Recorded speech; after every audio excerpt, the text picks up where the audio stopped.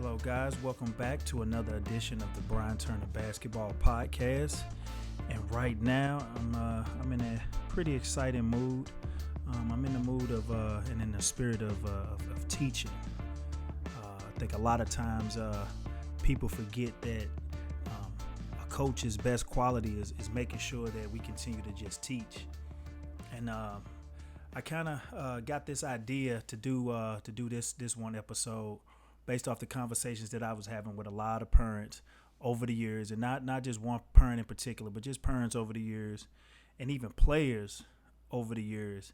And it's this notion that a lot of parents and players say that I kind of want to speak on tonight. So I want to kind of give it a minute, get a little organized, because you might need to get your notebooks out and take notes. Whether if it's parents, whether if it's coaches, whether if it's players, kind of take notes on this and kind of jot these things down. You may need to add to this. You may need to take away from this list. You may need to, reach out to me and say, BT, man, you was tripping with putting that list together, or even, talking about that subject. But I think it's very vital that we speak on this, because a lot of times, man, we have we're in a position as coaches to lead young men and young women, and a lot of times you just got to keep it real with them. You got to keep it real with parents, got to keep it real with players, and it's those tough conversations. Whether you don't want to hurt their feelings, you want to be their friends more than being an inspiration or a leader to them. So you don't want to hurt their feelings with telling them the truth. But a lot of times, you'll feel good about yourself once you get it off your chest. And I think deep down inside, they'll feel good that you actually coached them along, whether, at 15, 16, and 17, thinking that it was hard coaching, that when they get older, they would kind of realize that, coach pretty much gave me the best information possible for me to move forward in my career. So a lot of parents and a lot of players like to use this notion of having favorite players, or coach plays favorite. I'm not gonna play on this team. I'm not gonna be a vital person in this rotation because coach has his favorites. Coach is playing favoritism, and I think a lot of it starts with the parent on that ride home when the kid maybe didn't play as many minutes as they thought that they should play. And then the parents start speaking things into existence. Then the kids hear it. Then the next thing you know is, I'm not one of coach's favorite players, and I'm not one of coach's favorite guys, and I'm not gonna suck up to coach. I'm not gonna kiss coach butt just to get some playing time. This, that, and the third. But what ultimately what it comes down to is, coaches do have favorites. Whether if you want to believe this or not, coaches have favorites, and I don't think it's a bad thing. But again, this list that I wanted to put out tonight, I kind of want to just, debunk all of the myths that may come along with a coach in his program. And, if a coach has heard that term before, or heard someone speak that he's playing favorites. And I like to just jump out the window, right now and just say, I have favorites, but it's certain traits that kids must possess in order for them to be considered one of my favorites. And, a lot of this, is subjective, and people can say one thing that that's not a good trait to have if you're trying to build a certain program. But these are results that, I feel like kids, once they possess these certain things, it's not just part of this team that they'll be successful at.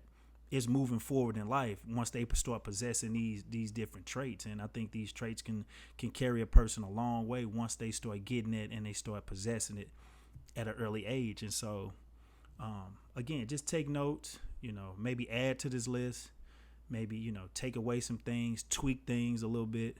But I think it's a great list to have. I think it's a great conversation to maybe doing, some of you guys' parent meetings to kind of speak on this and talk about this, or even at the end of this video, maybe send the link out to parents in your parent groups and say, hey, just check this out.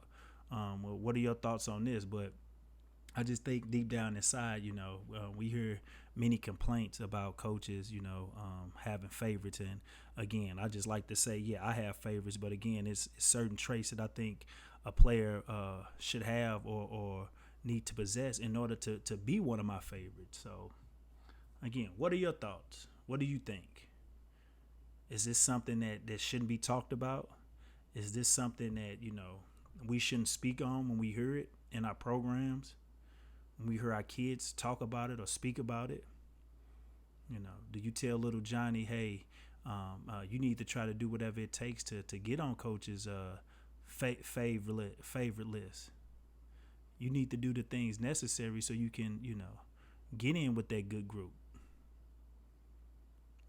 And then again, just looking at things in all different perspectives. At the end of the day, we're trying to have successful programs. We're trying to raise productive people, and we don't want to keep giving our kids just tons and tons of excuses why they can't do certain things. And I think that's a lot of times we run into those problems when we use that crutch and when we use that excuse that I'm not getting the things that I deserve because, coach is holding me back. Coach has favorites. Again, coaches are going to have favorites. There's going to be favorites in every walk of life moving forward. Things are based off relationships. What type of relationships do you have with whether if it's your coach and whether if it's someone who, may be a business owner. What type of relationships do you have with your patrons? What type of relationships do you have with the customer? What type of relationships do you have with your coworkers, your teammates? And I think, this is very, very vital that, again, we talk about these things and not shy away from them. So without further ado, let me see if I can get this thing going and just kind of follow along with me if you're listening to this via audio. But when I post this actual video, I'm going to have the different traits up so we can kind of discuss this. So let me see if I can get this going.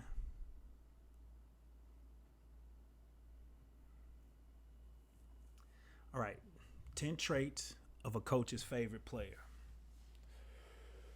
All right. And again, I'm not ashamed of this. I'm not, sitting back just saying like, man, talking to my players or talking to my coaches saying one thing, but not being able to confront my players and confront my parents when it comes to these things. So, again, this is just 10 traits. You may need to add to this. You may want to take away from this. Okay. But 10 traits of a coach's favorite player.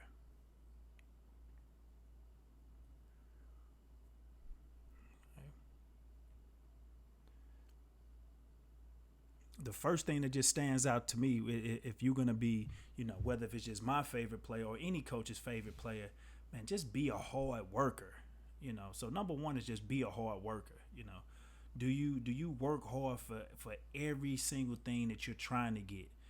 I like to tell my kids, a lot of times, man, well, not in a lot of cases, but things are always created twice. The first time it's created is in your thought. You think about it first, and then the second time you create is when you actually do it. But you have to be a hard worker if you say that you want to do something. So as a coach, I sit back and I watch and I observe all of my kids, even just throughout the years, and not just the kids that I'm currently coaching, but just kids throughout the course of my career. And I see and I look to see, man, is that kid a hard worker? Does he work hard? And working hard comes in different forms and different facets. Doing extra reps, doing the things that when they know we're not looking, but we can kind of sense that that needs to be done, those kids do it. Or you doing anything extra. The time that we have allotted to work with our kids is very small. And then that's going to be the stuff that we work with pretty much generally all of the kids. But what are you doing extra once school is out, once workout's over with? Or you spending time, going to get a trainer, working on your body, working out, going running, working on your cardio, even sitting watching film, watching tape of the mistakes, not just the highlights that you make, but the mistakes and the different things that you need to work on to get better. So I think that that's one thing that really needs to just stand out when parents make the notion, or when other players make the notion that coach plays favorites. Well, I guarantee you, if a kid is working hard, he's going to be in that coach's favorite group. So that's one thing that you really need to kind of, pinpoint and ask your child, or ask the person who's making these notions, are you working hard? Okay. And if he says yes, then I guarantee that it's just a matter of time before he moves up into that echelon of being one of coach's favorite players. All right, so we talk about being a hard worker. The second one is just being a leader. I guarantee you, coach set forth the tone throughout the whole year of things that needs to be accomplished. Or you one of those that come in, soon as that bell rings, soon as that practice time is announced, or you being a leader, or you getting there first, or you staying late, or you not taking the time to conversate with people that are not involved in the program, or waste time just jacking around when you know that there's certain things that need to be done. We always have a notion of thinking that leaders are our leading scorers, or the people that can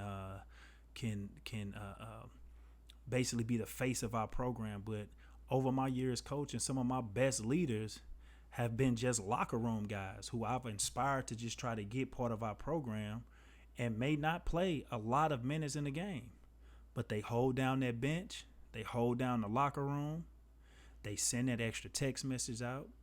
They organize the guys and making sure that everybody has the things that we say that we're gonna need as far as the game. If it's a certain color scheme, these guys announce it, and it doesn't always have to be your seniors.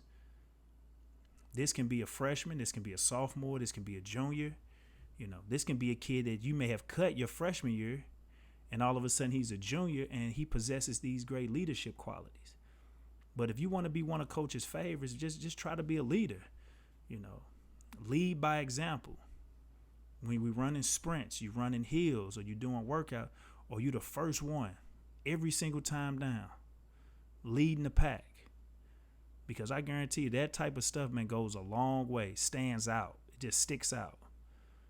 You may not be able to hit a bucket in open gym, a bucket in workouts, a bucket in the game. But if we see kids sprinting, winning races, winning competitions, those are the kids that become my favorite players. So again, being a hard worker, being a leader.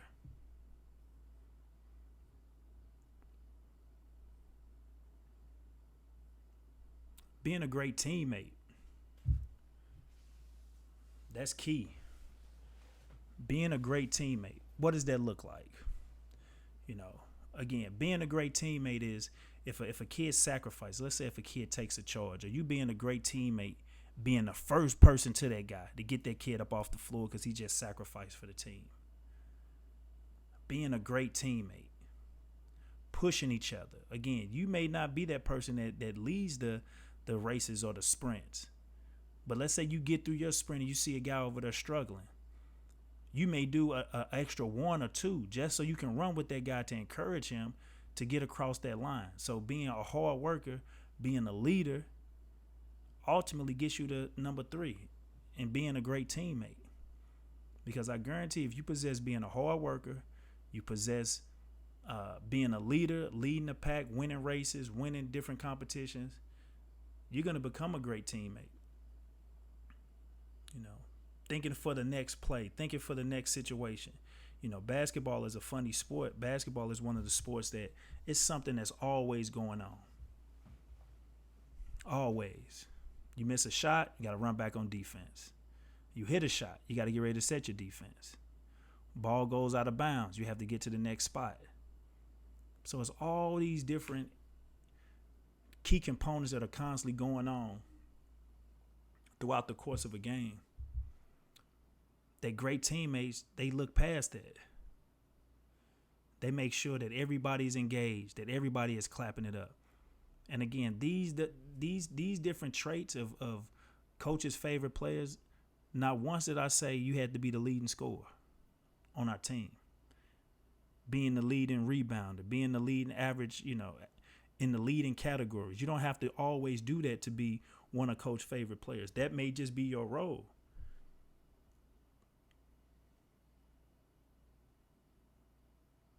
And I've had players over the course of my career that may have been the leading scorer, but just were not great teammates. Struggled with that all year, trying to get them to possess that before they left us, because we knew how important this was going to be once they left our program. That you have to be a good teammate. You have to be a good teammate, because there's going to come a time where you may have to sacrifice. And are you going to be okay with sacrificing for the greater good of the team? So another great trait for being one of Coach's favorites is making sure that you're a great teammate.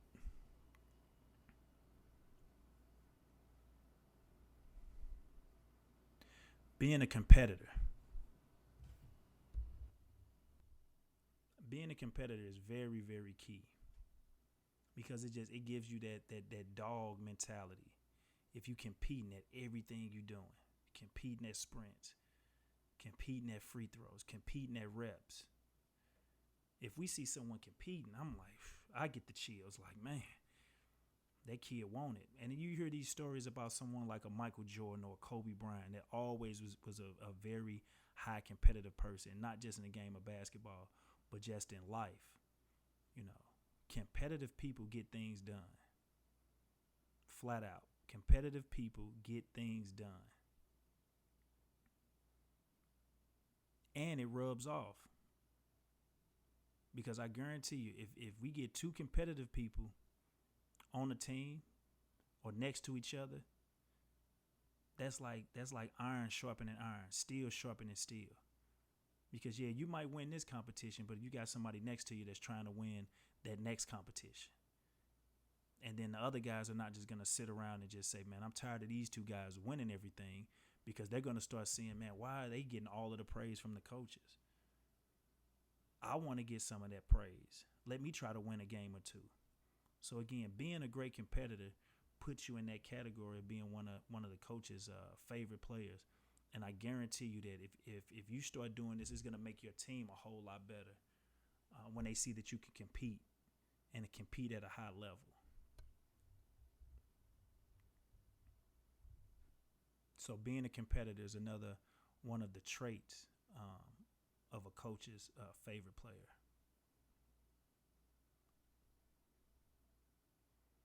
Being a good citizen. This is very, very important when we talk about raising up young men, raising up young women, and just raising up good people. Being good citizens go a long way. Every year we try to take our team to some type of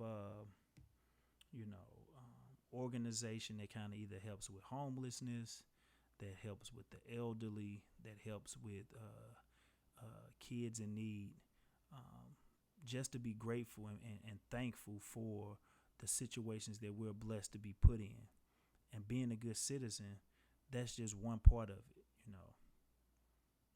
giving service, giving back, that's one part of it, But again, being a good citizen goes a long way.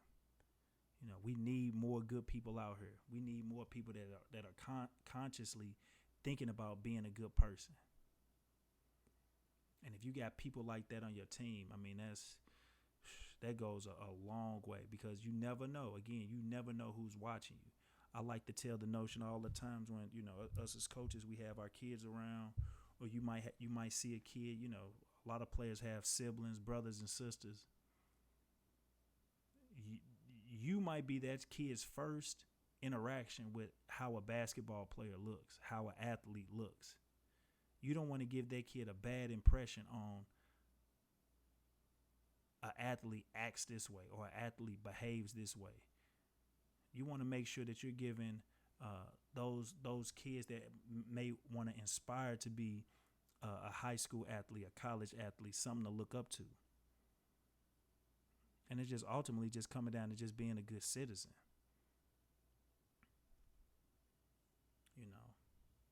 So if you got kids that are good citizens on your team, I mean that goes a long way. And again, all of these different traits will embody a great program, will embody, the score, pass the score of the game. Once they leave your program, if they have these traits and you embody these traits and try to get other kids to be in a, man, you will have kids coming back or as young men saying, Coach, thank you. Appreciate that. You instilling that in us to be good citizens. And now, I'm trying to inspire to do the same thing to my kids or the kids that I'm presiding over. So that's a good thing to have. And again, you just ultimately become not just a coach favorite player. You're going to just come people around you favorite people because you're going to be just a joy to be around if you're a good person and a good citizen. So that's something just to keep in mind. And I really think that's very key for our young men and women out here today.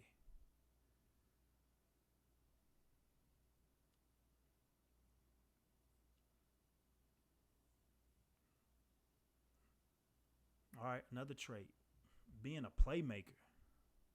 Now this is pertaining more to the court, but at the end of the day, if you can make plays, you're gonna become the coach's favorite player. And I didn't say be a scorer, be a playmaker, be able to make plays that mean things in games. Yeah, you might have hit that shot, that put us up one, or hit that shot to tie the game. But ultimately, are you helping the team all around and not just for yourself? Being a playmaker gets guys involved. You may come down, you may have missed your last two shots, but you being a playmaker, you know that this guy over in this corner is hot. Let me come down and kick it to him. He hit one. Let me come back down and find him again. Hit another one. Now it's then opened up, and now I can create and make a play to where I drive to the hoop, and now I can drop a pass off to somebody else. So just constantly being involved with having your fingerprints on the game is what I mean by being a playmaker. Not just being one-dimensional. And I think that's key to being one of Coach's favorite players. And that's what I like to see. I just like to see guys make plays. Sometimes the play that we draw up or the play that's supposed to be ran breaks down. And are you being a robot, or you just stuck in one spot and saying, hey, Coach, the play didn't work? Well, make a play. That's what it comes down to, making a play, playing basketball. And we just want to get our kids in that position to where they can make a play, a basketball play. So in the end, yeah, coaches love playmakers. They love kids that can, improvise.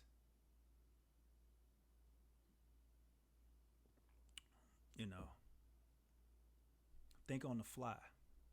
So I think that's real important for being one of Coach's favorite players. And then being coachable. Can you take the constructive criticism? Can you take the play not being ran from you? Ran for you? Can you take those things? Can you take coming out of the game? When you're looking tired and a coach makes a decision to take you out, are you going to get mad and upset and say, man, I don't want to be here, man. Coach tripping, man. He constantly taking me out.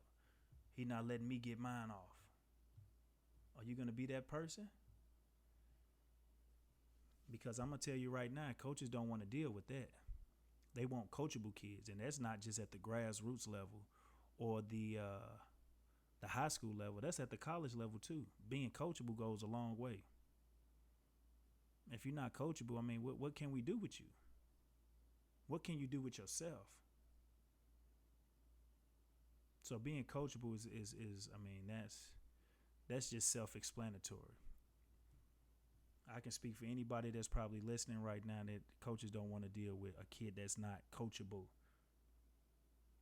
My coach used to always have a saying that, if you feel like that, the things are not being done right, get your own team and you coach that team and see if you have some players that's going to listen to you. Do the exact same thing that your coach was trying to get you to do. And in the end, you just come back around to just being coachable.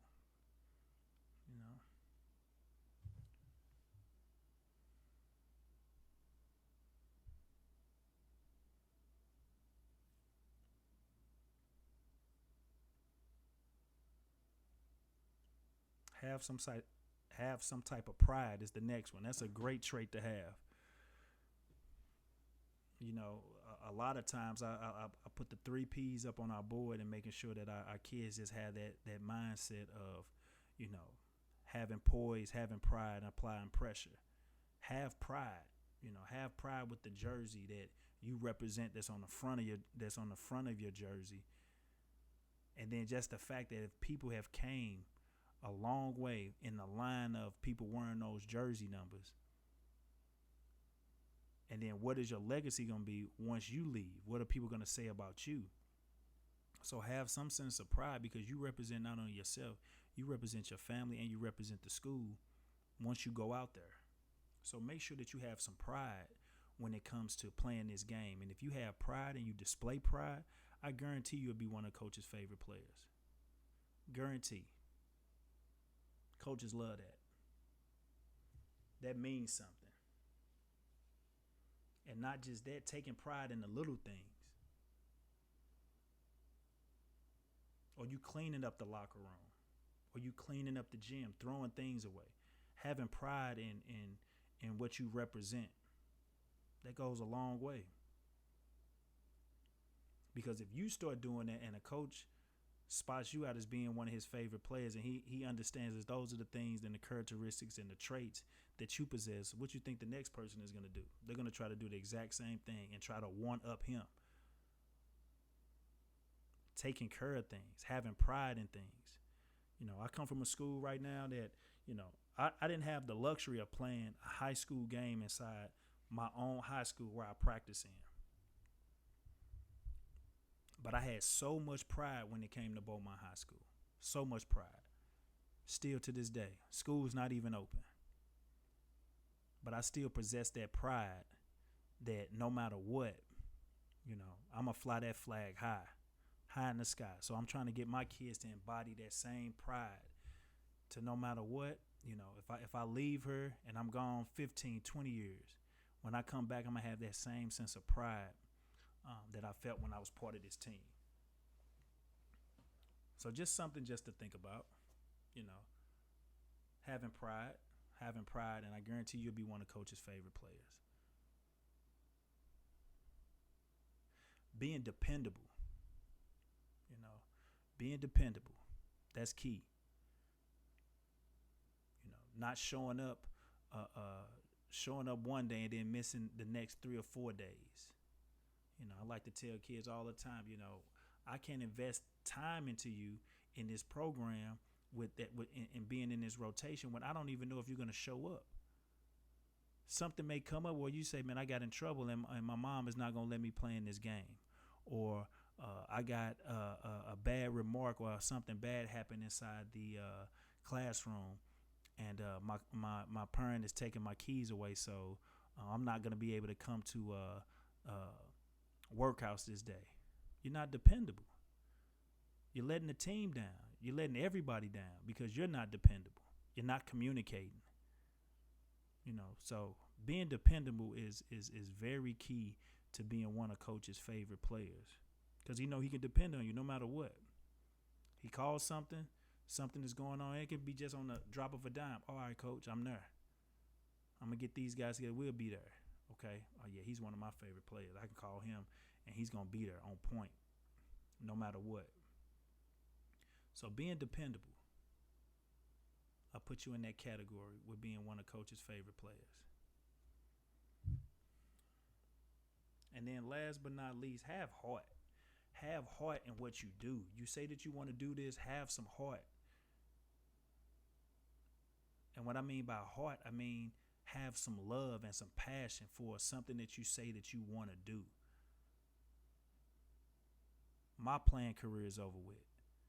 You know, I don't have any eligibility left. I call Misha all the time to see if does Bryan Turner, a class of 2000, does he still have any eligibility left? And they always tell me the same answer. Nope, it's over with. So when you do this and you take time to be a high school player or a college player, grassroots player, professional player, have some heart about doing this, some love about doing this. And I guarantee you won't disrespect the game if you have heart, if you have some type of passion for doing this. And coaches love this. Coaches love to see kids that care. They love it. They love to see kids that actually care about the things that they do. It hurts them when we're not able to play a game. It hurts them when we actually lose a game. It hurts them when we're not able to do certain things, when they just know, man, they love this. They don't want to see it go. That's a coach's favorite player. So, man, those are my characteristics of what I think or the different traits of a coach's favorite player. So, chime in and tell me what you think. I try not to go real long with this video. I kind of want to just break this up and again just do a little teaching because it was on my mind to kind of break this down, but I want to kind of put the visual out there to make sure folks understand this. But because I hate when I hear people demonizing the fact that coaches have favorite players and they don't really understand the notion of where we sit. Yeah, do we care about all of our kids in our program? Absolutely. But the ones that possess certain characteristics, those become our favorites. And again, this is very fluent. You can go up and down in the coach's rotation as far as being one of his favorites. But in the end, I care about all of my kids in my program from 1 all the way down to 12 on the freshman, JV, and the varsity. Because again, if you possess a lot of these different characteristics and these traits, at the end of the day, it's all on me. I want these guys to have some type of reflection of what it's like to be in this program with us. And so these are the things that I want to try to instill in them. So again, yeah, if you got some feedback on this video, don't hesitate to drop a comment. Make sure on this YouTube channel, Coach Bryan Turner, that you hit the like button, the subscribe, the bell, so whenever I go live or I put one of these videos out, you'll absolutely get it. And again, share it with a family member, share it with a parent that you think might need to hear it, share it with a player. I'm going to share it to pretty much all of my parents in my coaching groups and tell them to give me some feedback on pretty much what I talked about. So again, be blessed for every sunrise and make sure that you work very, very hard to earn each sunset. And thanks for taking your time to watch this video or actually listen to it via the podcast. So thanks. Catch you guys next time.